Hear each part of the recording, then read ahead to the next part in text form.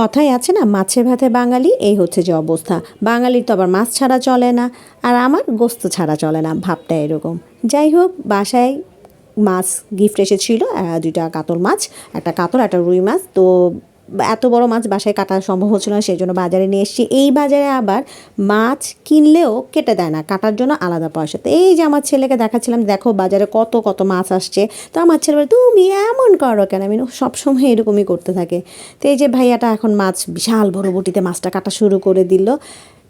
বিশাল বড় মাছটা ছিল। মাছটার ওজন কতটুকু ছিল সেটা আপনারা দেখে যদি বুঝেন তাহলে সেটা কিন্তু কমেন্ট করে জানাতে পারেন। তো এরকম বড় বড় মাছ কারা কারা বাসায় কাটতে পারেন কমেন্ট করে জানাবেন।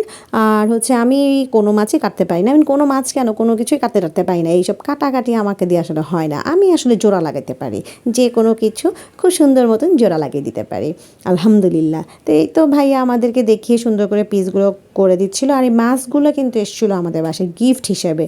তো কেউ যদি আমাকে বাসায় মাছ গিফট পাঠাতে চান সেটাও কিন্তু পাঠিয়ে দিতে পারেন, কোনো অসুবিধা নাই।